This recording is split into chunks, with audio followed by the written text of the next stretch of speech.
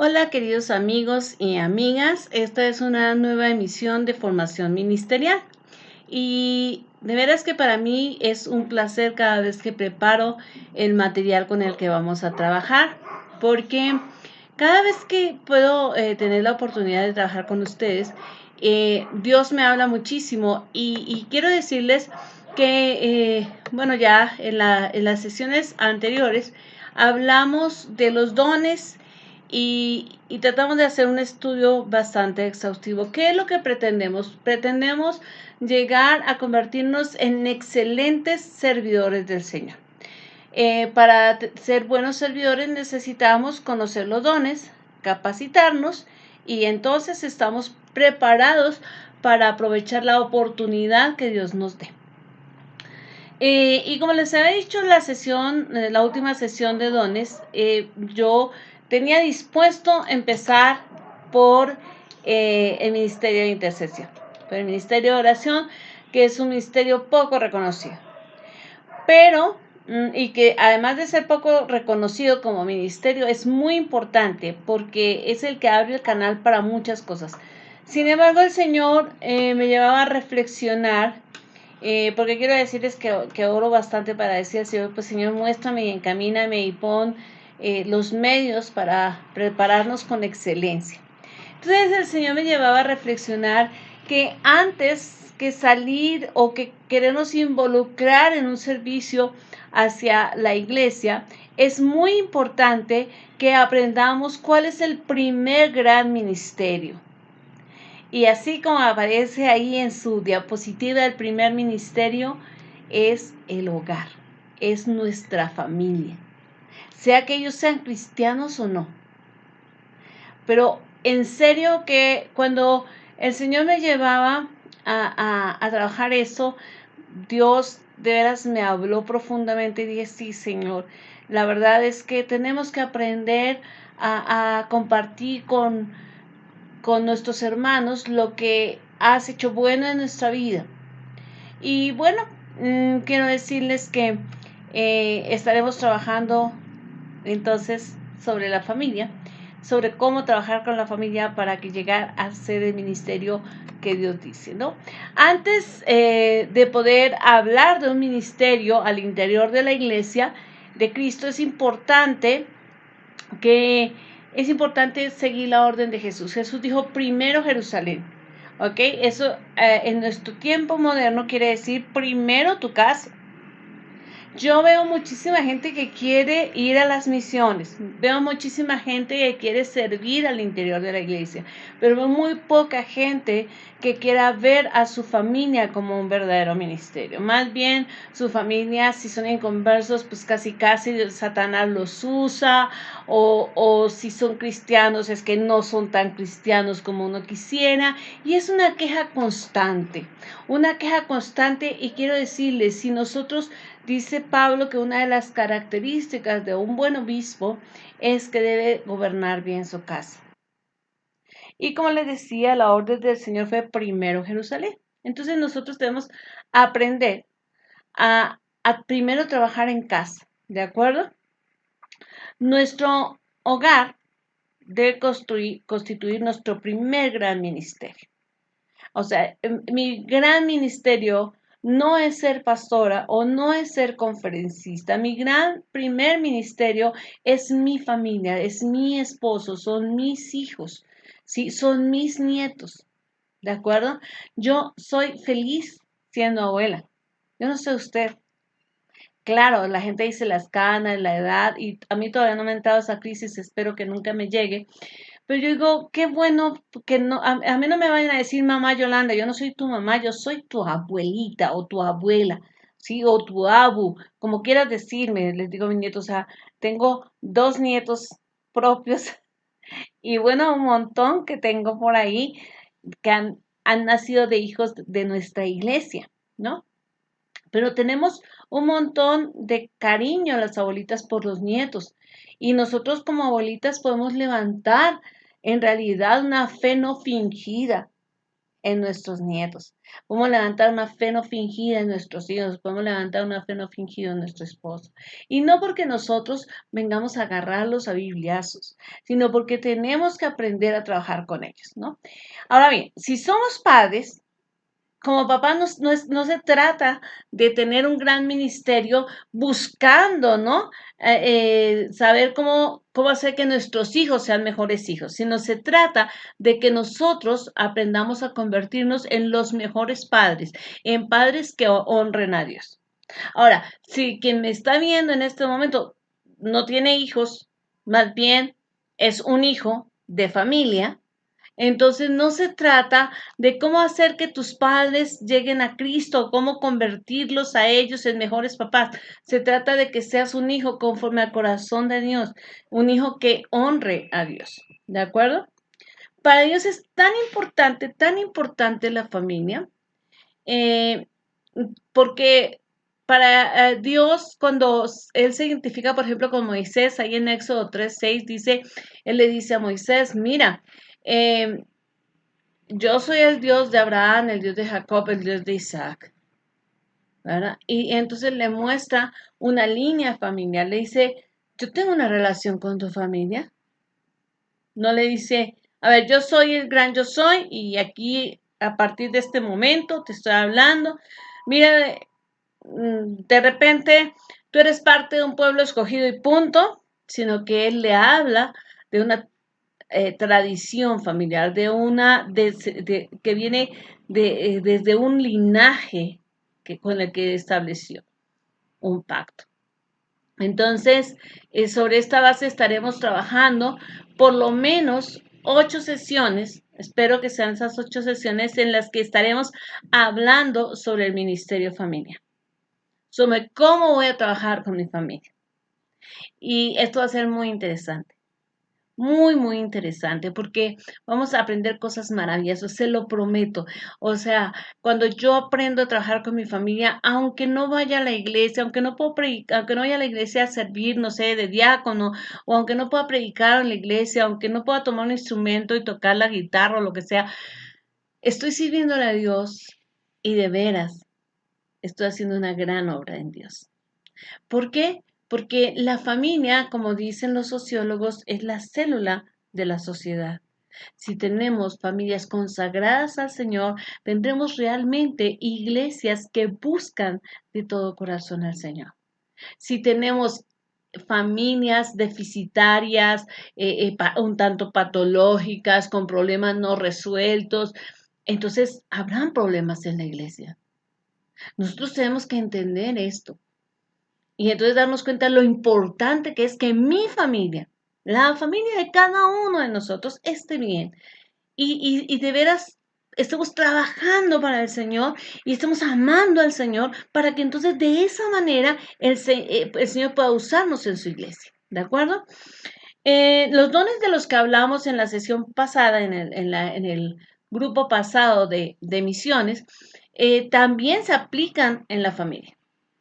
Ahora, si en el caso de algunas, por ejemplo, mujeres que solamente ellas son creyentes, pues bueno, va a tener que decirle al Señor, Señor, dame una gran unción para que estos dones que tú me dices, a lo mejor el don de la intercesión, el don de la misericordia, a lo mejor el don de la fe, no solamente yo te pueda servir afuera, sino que sean tan fuertemente aplicados en mi casa, sea tan contundente, tan poderoso ese don en mi vida, aquí en mi familia, que no les quede más sino creer en ti. ¿De acuerdo? Ahora, si somos una familia y no sé, mi hijo, por ejemplo, yo tengo un privilegio y por eso quise compartir con ustedes, quiero contarles la verdad. Yo le decía al Señor, yo hago mis devocionales en la mañana y le decía el día pasado, Señor, ponga a toda mi familia en las manos, ya sabes, nos bajo toda la corte celestial y ponga a mi familia en las manos del Señor. Y le decía, gracias, Señor. Gracias, no soy una persona millonaria, no soy una persona no tengo muchos miembros en la iglesia, pero verás, no sabes cuánto estoy tan agradecida porque me has hecho una persona rica, eh, maravillosamente rica. Me has dado una familia, unos hijos preciosos Yo le digo a mi hijo mayor, él es mi príncipe porque él me ha sostenido, porque él ha sido mi apoyo, ¿no? Y es un gran muchacho, ¿sí? Y me dio un gran nieto y una muy buena nuera. Y a mí me encanta, ¿no? Tengo una segunda hija que es pues una gran adoradora, una gran predicadora, una gran maestra y wow, o sea, de veras, no me canso de darle gracias a Dios de que esté en mi vida. Y tengo una hija pequeña que el Señor me la envió como un regalo para mí y para mi esposo, un regalo que nunca pedimos, pero que de veras tiene un ministerio de consolación, un ministerio de amor tan grande. De días pasados ella me decía, ¿por qué la gente me entrega tan fácil su corazón? Le digo, porque pues es un don de Dios. Y quiero contarles algo, ella tiene un ministerio, su ministerio es danza. Ella es la líder de danza en nuestra iglesia. Y de veras que no me canso de darle gracias a Dios porque en este tiempo de cuarentena, ella vino y agarró a sus danzarinas que son un poco de niñitas hermosas y las organizó y había hecho yo un pacto con ella en el Congreso de Mujeres. Siempre lo que quede del Congreso se destina a algo específico, a algún ministerio específico de la iglesia y se destinó a Ministerio de Danza. Y ella feliz buscó las cotizaciones y se compraron las cosas y ella las preparó a las niñas. Y el día que iniciamos, el pasado, el domingo 28, que iniciamos nuestros cultos nuevamente en vivo, pues ellas abrieron y la danza fue espectacular. Fue hermoso, o sea, Dios tocó todos nuestros corazones.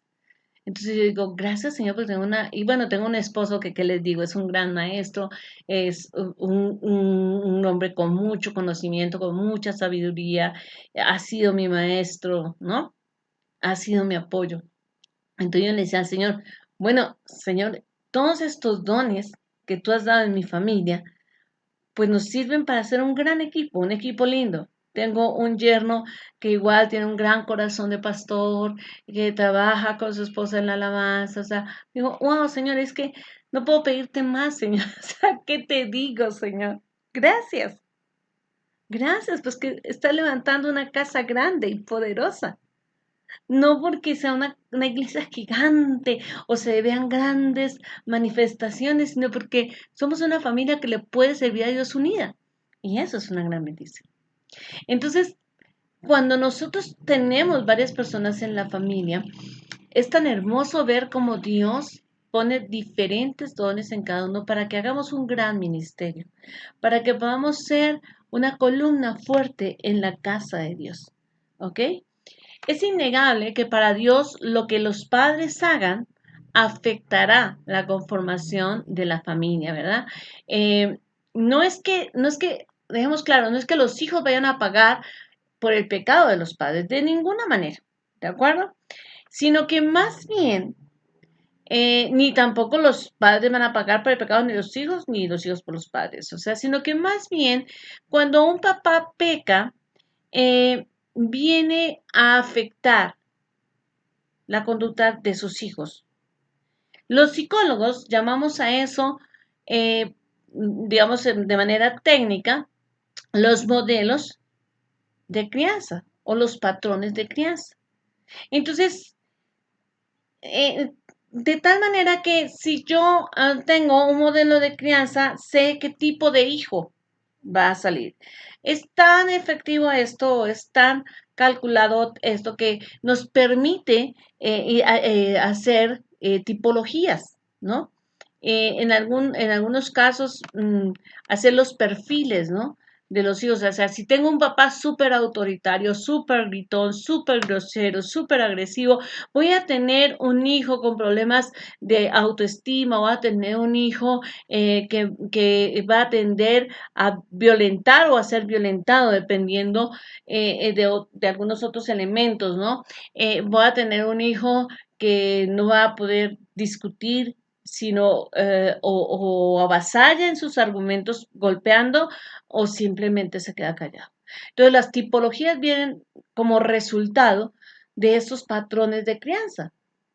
Entonces, si tenemos, por ejemplo, un padre agresivo, generará un tipo de comportamiento en los hijos que, pues, es típico, ¿no? Así podemos entonces entender los pasajes que están en Éxodo 20:5 y Deuteronomio 30:19.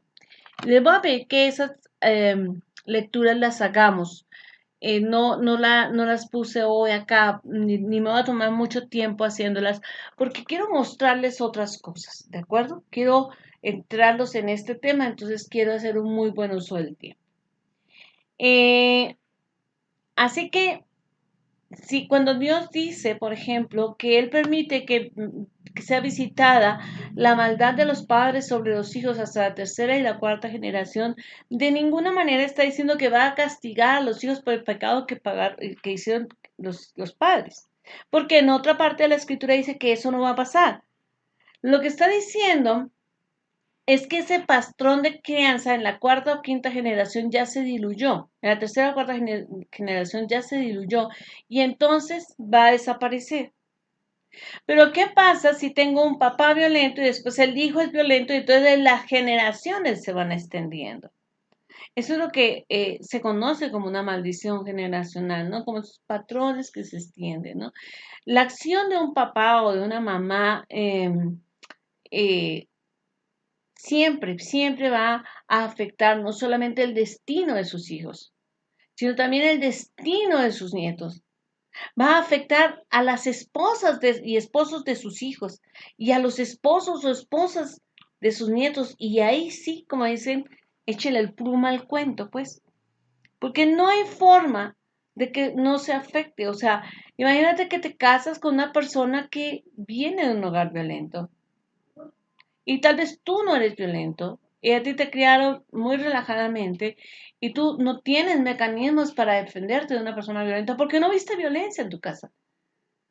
Y de repente te casas con una mujer o con un hombre que viene de esos patrones de crianza de violencia. ¿Y qué pasa? O sea, te va a avasallar, a lo mejor puedes buscar ayuda y lo resuelves medianamente, pero también puedes terminar hasta muerto, ¿no? ¿Qué va a pasar con los hijos del violento? Pues que se van a criar con esas deficiencias emocionales y conductuales.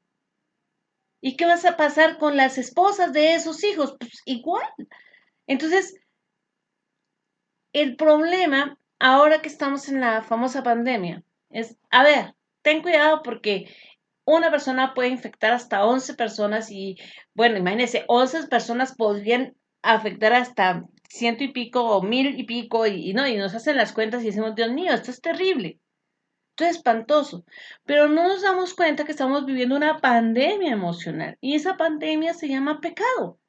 O sea, no tenemos un virus específicamente, sino eso es el pecado y el pecado ha llevado a que las generaciones se malformen. Y entonces llegamos a un punto que Pablo dijo, vamos a encontrar hombres con este carácter. Vamos a llegar a encontrar hombres amadores de sí mismos, sin afecto natural, violentísimos, etcétera. ¿Por qué? Porque generacionalmente esos patrones fueron dejando marca, marca, marca, marca. No es que la última generación tenga la culpa. Realmente cada generación va a dar cuenta de sus pecados, ¿verdad? Pero digamos que el género humano se ha venido degradando, degradando, degradando. Estaba en días pasados hablando con una joven y el novio de esta joven le preguntaba, bueno, o sea, ¿por qué Dios permite esto? ¿No? Entonces le digo, porque Dios es bueno. Y al final, esto es una de las señales de los últimos tiempos.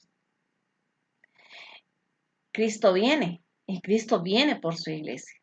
Entonces, él dijo, cuando estas señales, le preguntaron a los apóstoles, ¿cuándo vas a venir? Y él dijo, pues fíjate, yo no sé el día ni la hora, pero cuando estas señales pasen, entonces ustedes deben estar ciertísimos de que va a llegar el día en que yo voy a llegar, en que yo vengo por ustedes.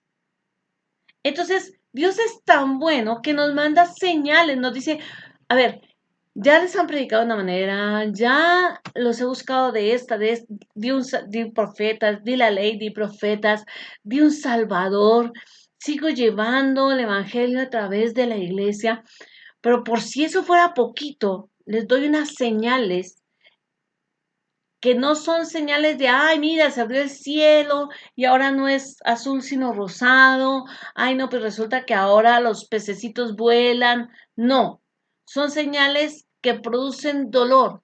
¿Por qué? Porque cuando el hombre sufre, busca a Dios.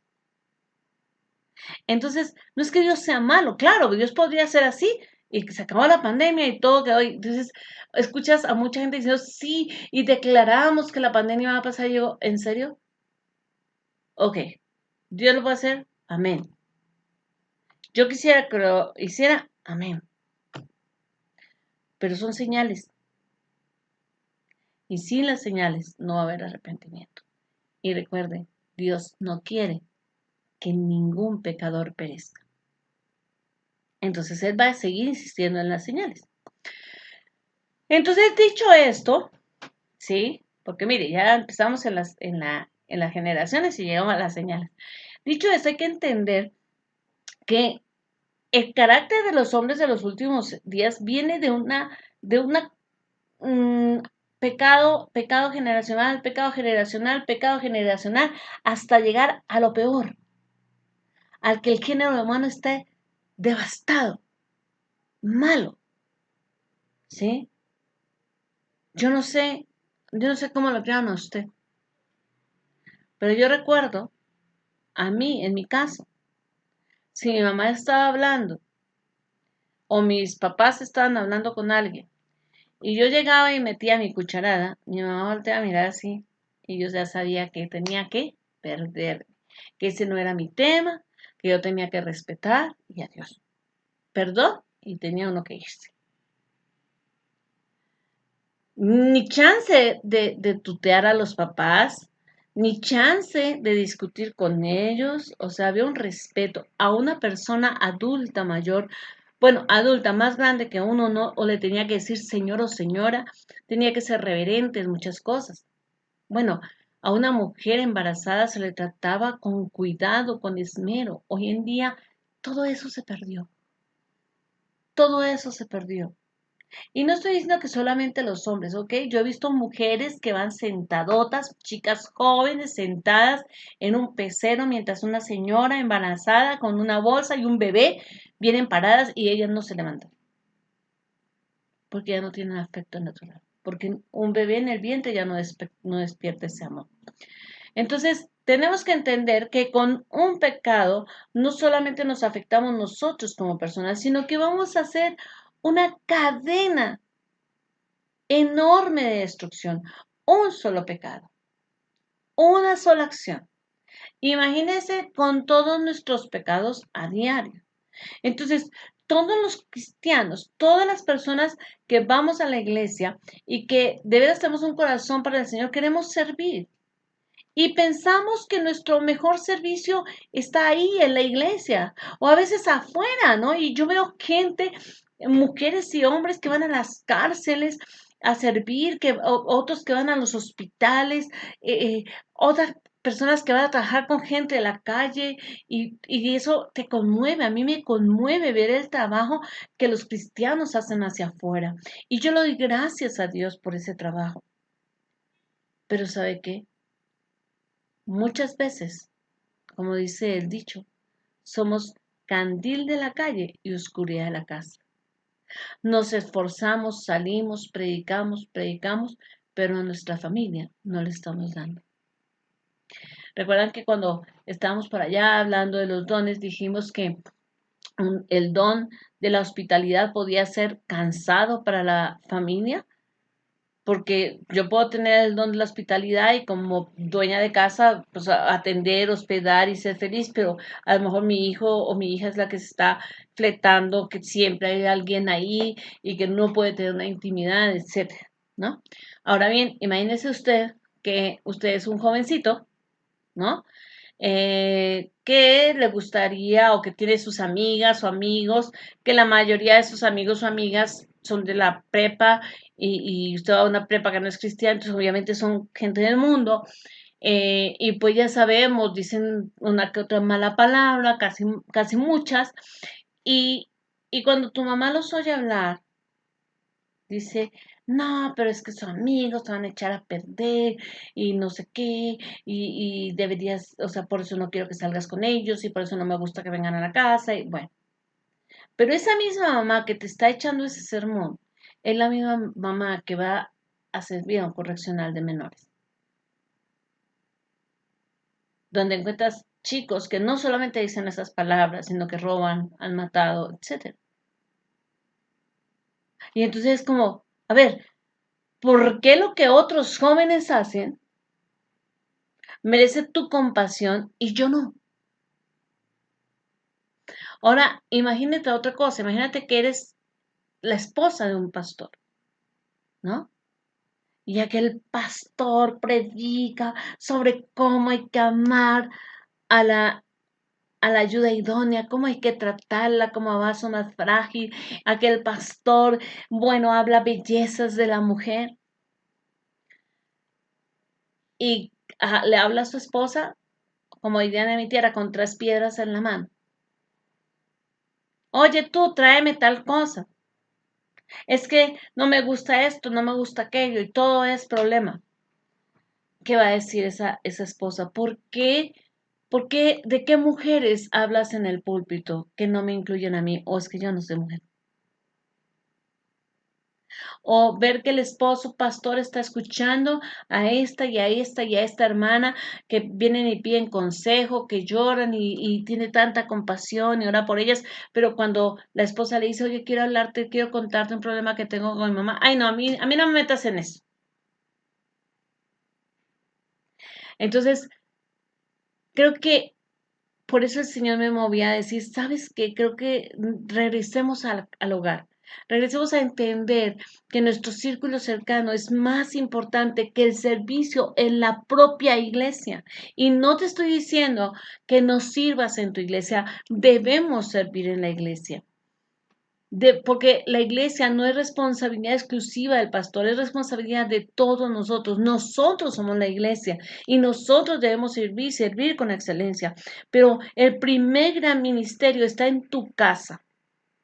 Es un gran engaño de Satanás pensar que el ministerio más importante está afuera, ¿de acuerdo? Eh, y se requiere mayor responsabilidad en este gran ministerio porque en realidad este gran ministerio produce un gran impacto en la sociedad. Si usted va y ve a pueblos muy tranquilos donde casi no pasa nada y demás, va a hacer un análisis sociológico de ese pueblo, se da cuenta que son familias muy estructuradas, muy parecidas, con valores muy parecidos, muy tranquilos. No tiene nada que ver con el clima, no tiene nada que ver con las comodidades económicas, no tiene nada que ver con eso. Entonces nosotros como cristianos debemos ser conscientes de que ese gran ministerio lo tenemos. Y usted me dice, bueno, pastora, pero usted, porque usted tiene su familia en su casa y usted, claro que servir a Dios es fabuloso. Ese gran ministerio, pues, está saliendo adelante.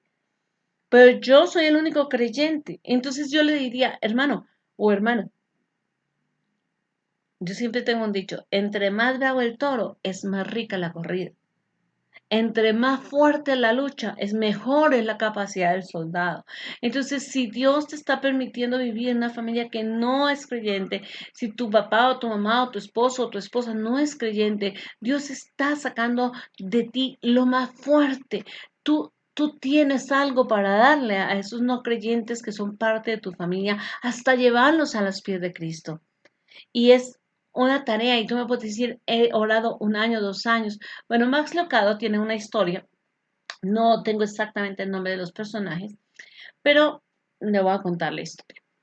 Max Lucado dice que había una mujer cristiana eh, y que toda su vida estuvo orando por la conversión de su esposo. Y ella le decía a Dios, Señor, ha sido un gran padre, ha sido un gran esposo, pero no quiero que vaya a morir e irse al infierno. Que te ruego, Señor, que sea que se convierta. Y ella le traía tratados y ella le compartía y ya sabes, lo invitaba a servicios especiales en la iglesia y bueno, hizo todo lo que pudo. Pasaron los años y el hombre no se convertía. Un día este hombre va por la carretera y recoge a un marín que salió del servicio. Y entonces lo ve, él también había sido marín, entonces para, el hombre está haciendo stop y el señor para, lo recoge y le dice, mira, ¿para dónde vas? Le dice, mira, yo voy para este pueblo. Le dice, ah, mira, yo te puedo dejar en tal intersección y de ahí pues es más cerca. Y entonces se van hablando, tenían que atravesar un desierto, entonces estaban caminando en el coche por el desierto y les dice, bueno, ¿qué haces? ¿No? Entonces el hombre le dice, bueno, pues mira, yo acabo de servir, gracias a Dios me trajo con bien, y empieza a darle testimonio. Y entonces dice que de repente el hombre para, y este marín pensó, ok, me va a bajar y me va a tocar en pleno desierto caminar. Pero pues estoy dando testimonio de ti, Señor. Entonces le dice, bueno, ¿cómo está eso? Para el hombre y muy serio le dice, bueno, ¿cómo está eso de Cristo? Y entonces le empieza él a testificar. Le dice, mira, es que mi esposa toda la vida me ha compartido, o sea, pero, o sea, yo pienso que eso es de mujeres, yo pienso que, no, también, mira, los hombres así, somos cabeza de nuestra cara, y ya, le empieza a compartir, hasta que termina el hombre haciendo la oración de fe. Lo deja en la intercesión, y digamos que era 5 de mayo ese día. Era una fecha específica. El Marín se acordaba perfectamente de qué fecha fue, pues porque ese día salió de los Marín. Y cuando se va a bajar del coche, el hombre le pasa una tarjeta. Y era de una empresa fabricante de lavadoras. Entonces toma la tarjeta y le dice, mira, cuando vayas a tal ciudad, ahí estoy, búscame. Te agradezco mucho que hayamos pasado este tiempo. Qué bueno que me llevaste a creer en Dios. Se despide. Pasan 5, 6, 7 años y este hombre va a la ciudad de, del fabricante de lavadoras, llega, busca la tarjeta, la lleva y se va a pasar a ver a este hombre. Y le pregunta, llega a la empresa, pregunta en la recepcionista si la mira así como, ojo, ¿por quién está preguntando? Y bueno, pues sí, suba, o sea, como muy angustiada, como muy sacada de onda, le dice que suba, sube, la secretaria de gerencia lo está esperando en el ascensor, en la puerta del ascensor y le dice, ¿a quién busca, perdón? Le dice, a este fulano, ¿no? Toma la tarjeta y le dice, no está él, está su esposa. Entonces, pues, llámela. Pues le dejaré alguna razón de que estuve aquí, que saludo, ¿no? Y sale la señora y le dice, ¿quién es usted? Entonces él le cuenta su testimonio, le dice, mire, el día tal, yo salí de los Marín, venía así así, tu esposo me recogió, le compartí, paramos en el desierto, hizo su oración de fe. Y la mujer se pone a llorar. Y le dice, llegaste 7 años tarde. Hace 7 años no voy a la iglesia. ¿Cómo? Sí, sí. Porque toda mi vida había pedido por la salvación de mi esposo. Después de que él te dejó en esa intercesión, me dice que te dejó en esa intercesión, más adelante él tiene un accidente mortal, muere en la carretera. Yo no pude verlo vivo y pues yo quedé convencida que mi esposo había muerto sin ser salvo y obviamente me resentí con Dios y le decía, no es posible que lo único que siempre te pedí no fue que ni siquiera que mi esposo me dejara esta empresa, te pedí que él fuera salvo. Y dejé de ir a la iglesia, así que llega 7 años tarde. Hacía 7 años la mujer se había alejado de la iglesia porque pensó que su oración no había sido contestada.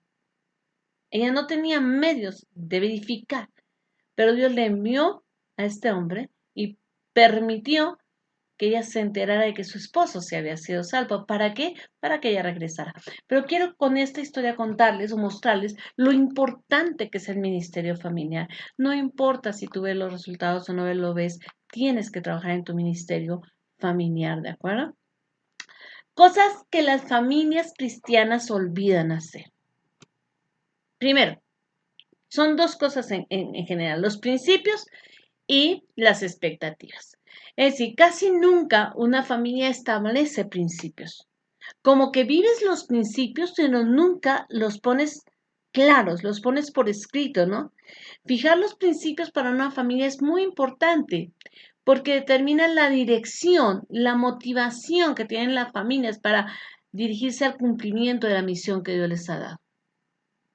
Es decir, es el punto de partida, es las reglas con las que vamos a vivir, son las reglas del juego con las que vamos a estar luchando cada día, que vamos a estar aplicando para salir adelante. Aunque no todos los miembros de la familia sean cristianos, nosotros, si somos uno o dos miembros en la familia cristianos, debemos establecer esos principios. Y ahora usted me va a decir, ¿y cómo comparto esos principios? Bueno, yo creo que todo en la vida es contagioso. Si usted vive con pasión, con honestidad, con dedicación a esos principios, yo le puedo asegurar que poco a poco sus familias van adquiriendo ese principio. Y le voy a mostrar, le voy a, como dirían por ahí, un botón va hasta la muestra y los demás a la camisa. Le voy a dar el ejemplo. Supongamos que usted, su esposo y usted, o uno de sus hijos y usted, son solamente cristianos. Pero establecen como principio de todas nuestras cargas las vamos a llevar ante Dios en oración. Y el resto de su familia los ve orar un día, 2 días y siempre los ve orar. Cualquier día. Y les pueden decir, ay, estos aleluyos, ay, como son, tan mochos, tan no sé qué, ay, sí, la monjita, el curita, porque así nos dicen, nos molestan, ok. Y ustedes siguen orando. Cuando alguno de los miembros de su familia tenga un problema, ¿qué es lo primero que van a ir a decirle? Por favor, ora por mí. Porque aprenden que ese principio usted lo está viviendo.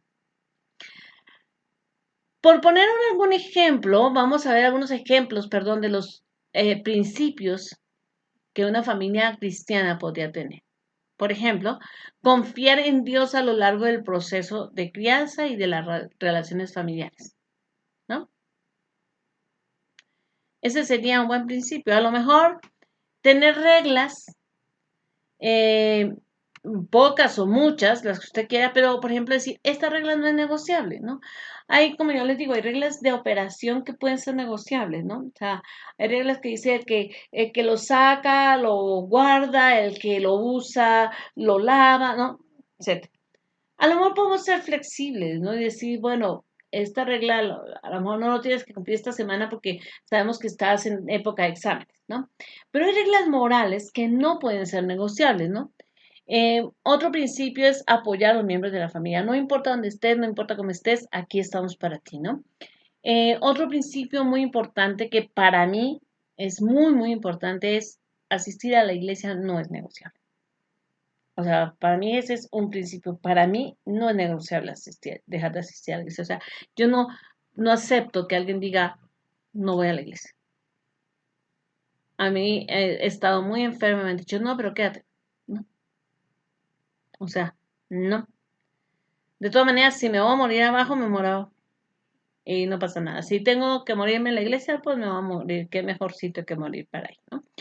Eh, a lo mejor otro principio es concentrarse en lo que verdaderamente importa y dejar de pelear por lo que no importa, ¿no? A lo mejor hay gente, ¿sabes qué? En esta familia nos vamos a concentrar en lo que es importante, es decir, en el afecto, nos vamos a concentrar en la creencia en Dios, en el servicio a Dios, pero no le vamos a poner tanta salsa a los tacos pensando en si le pusimos jabón y 3 tapitas de cloro al agua con que lavamos el baño. O sea, es que le pusiste 2. ¿Por qué le pusiste 2? Es el colmo. ¿Cómo así? Si toda la vida me has visto lavar con 3 tapitas, ¿no? O sea, dices, a ver, no hay necesidad por algo tan pueril enfrascarse en una discusión. Otro principio puede ser tratar de crear un hogar alegre. Ese es un principio que no muchas familias tienen, ¿no? O sea, ¿sabes qué? Queremos que nuestro hogar sea un hogar feliz, ¿no? Un lugar donde la gente pues quiera estar ahí, ¿no? ¿Mm? Muy bien. Como les decía, hay dos cosas que las familias cristianas olvidan hacer y que son sustantivas, son sustanciales para ser una familia de éxito, para ser una familia que les sirva a Dios, más que de éxito, de tener dinero, esas cosas, no, de un éxito en virtud del servicio a Dios. Y son, como les decía, los principios y también las expectativas. Las expectativas le ayuda también a la familia a saber cómo actuar. ¿Quién debe establecer las expectativas? Pues generalmente los padres. De hecho, es recomendable que la pareja, antes de casarse, pues las establezcan. Pero si ustedes ya se convirtieron en cristianos y llevan 13 años de ser cristianos y 40 de estar casados, no importa, todavía se pueden establecer, ¿no? Las expectativas le dan una identidad particular a tu familia. ¿Qué esperamos? ¿No? ¿Qué esperamos y qué puede esperar mi familia de mí, ¿no? Entonces, esto es lo que la familia quiere decir, quiere de mí, y esto es lo que yo sé que si correspondo en eso, eh, mi familia se va a sentir bien, ¿no? Entonces, las expectativas nos ayudan a poner los pies sobre la tierra, pero también nos dan una orientación de cómo ser un miembro positivo, activo, proactivo dentro de esta familia, ¿de acuerdo? Entre más tiempo le dediquemos a definir estas expectativas, tanto mejor. O sea, no es para que en un día queden hechas. Eh, Ahora, si ya nos convertimos, teniendo hijos adolescentes o algo así, podríamos escuchar la voz de nuestros hijos, podríamos, aún de niños, ¿qué esperas tú de la familia? No, pues yo espero que mis papás siempre me quieran, ¿no? Que nunca se enojen conmigo, pues eso va a ser imposible, pero que nunca, que si se enojan, que no me dejen de hablar, ¿no? Entonces tú dices, ok, o sea, ya sé, ¿no? Las expectativas pueden tener un sinnúmero de matices, ¿no? O sea, casi que son tan individuales como cada familia, ¿no? Un ejemplo de expectativas podría ser, en esta familia esperamos que todos nos respetemos. No necesitamos estar de acuerdo, pero esperamos que todos nos respetemos. En esta familia esperamos que todos podamos hablar sincera y respetuosamente, por ejemplo. O en esta familia esperamos que nuestra familia sea prioridad sobre todas las demás cosas, ¿no? O en esta familia o nosotros como familia esperamos que nuestro hogar siempre nos sintamos seguros y aceptados, ¿no? Aunque no tengamos el puesto más brillante, aunque tal vez estemos sin trabajo, pero que no nos digan, vas a venir de gorra, y entonces, otra vez tú con la misma ropa. Yo conozco familias donde se descalifican terriblemente, porque aunque nunca se dijeron, la expectativa es, tenemos que ser gente exitosa y para ser exitoso hay que tener dinero. Otra cosa, otra expectativa puede ser que Dios tenga un lugar muy especial en nuestra familia. Sea una bella, una hermosa expectativa. O que en la familia hayan ciertas fechas en las que nos vamos a reunir. Por ejemplo, en la casa de mi suegra, eh, yo la verdad que disfruté mucho los pocos años que pude estar con ellos. Porque sí, Navidad y Año Nuevo era como, ok, es la época del año donde toda la familia se reunía y, o sea, era un hotel, ¿no? Y era un mega hotel y un ambiente muy delicioso. En la casa de mi consuegra, de la suegra de Pau, el 24 de diciembre es una fecha en que se reúnen ahí todos los hijos y sus esposas y demás. Ya el 31 que cada cual haga lo que quiera, pero el 24 es simbólico para ellos, ¿no? Yo siempre les digo, o sea, es el cumpleaños de tu papá, por favor, no fallamos. Si estamos enojados, si tal vez no estamos pasando el mejor momento con familia, no me importa, pero todos estamos aquí. Entonces, creo que el hecho de tener claro unos principios y unas expectativas nos ayuda a tener cierta seguridad familiar. Y espero que usted esté tan entusiasmado como yo para hablar de este gran ministerio que es el ministerio familiar. ¿Cuál es el propósito de este ministerio de hablar de este ministerio familiar? Bueno, el ministerio familiar debe buscar eh, para cumplir el propósito para el que Dios ha levantado a la familia, hacerlo conforme a Dios lo ha pedido, ¿no? Y vamos a ver 7 principios para lograrlo. El primer principio, que va a ser la siguiente sesión, tiene que ver, dice, el primer principio es entender eh, que Dios obra y se manifiesta a nuestro alrededor. Es decir, eh, entender que estamos inmersos en una sociedad, pero que Dios está usando lo que está pasando a nuestro alrededor para abrirnos oportunidades, para despertar nuestras necesidades, para crear o levantar nuestros ministerios. El segundo principio es que Dios siempre está buscando que tengamos una relación con Él. ¿De acuerdo? Eso es algo importante. Si nosotros no entendemos esto como familia, la familia no va a ser una familia sólida y no vamos a tener un ministerio familiar importante. ¿De acuerdo? Debemos entender que Dios siempre quiere hablar con nosotros, siempre quiere tener una relación vital con nosotros. El tercer principio es enseñarle a los miembros de la familia que Dios está invitándonos a participar en su obra. O sea, no es, o sea, creo que una familia que enseña a unos papás, por ejemplo, que enseñan a sus hijos este principio, sus hijos no se van a apartar de la iglesia. ¿De acuerdo? Porque los enseñan a articularse sirviendo. ¿Ok? El cuarto principio es que Dios habla a través de las diferentes formas para que nosotros conozcamos sus planes. ¿Ok? Y a la vez que nosotros también tenemos diferentes formas de hablar con el Señor. Y eso es muy importante porque nos hemos acostumbrado que la oración y a lo mejor tal vez nos ha enseñado que la oración y la alabanza son maneras como hablamos con Dios.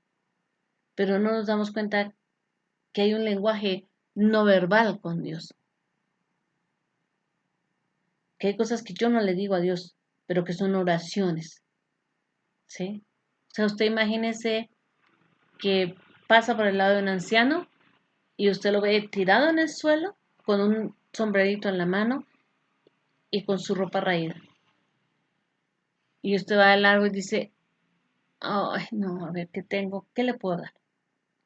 Y aparece la moneda de 1 peso, y aparece la moneda de 5, y aparece la moneda de 10. Si es que 10 pesos son bastante.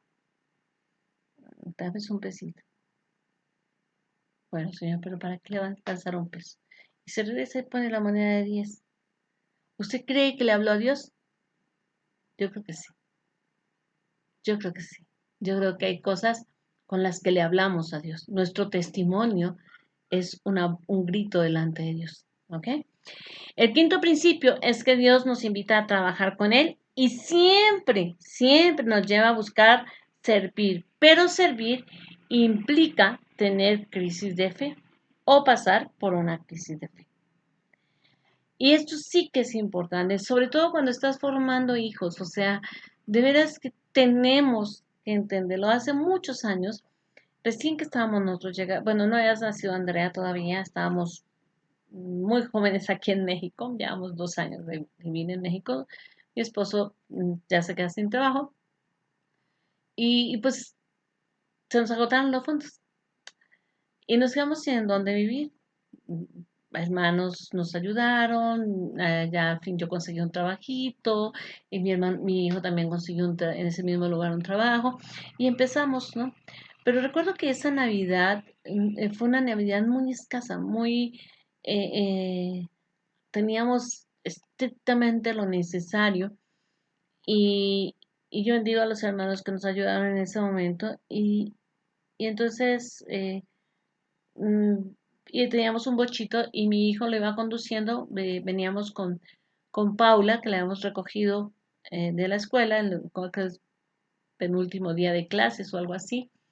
Y íbamos hablando de algo, ¿no? De cómo vamos a pasar la Navidad y hay que tener optimismo y demás. Y entonces dice Pau, dice, es que mamá, ¿sabes qué es lo que pasa? Que yo siempre te veo a ti sonriendo, como que no pasa nada. Entonces yo le dije, mira, hijo, Creo que esta es una oportunidad que ustedes no están aquilatando, no están valorando como es.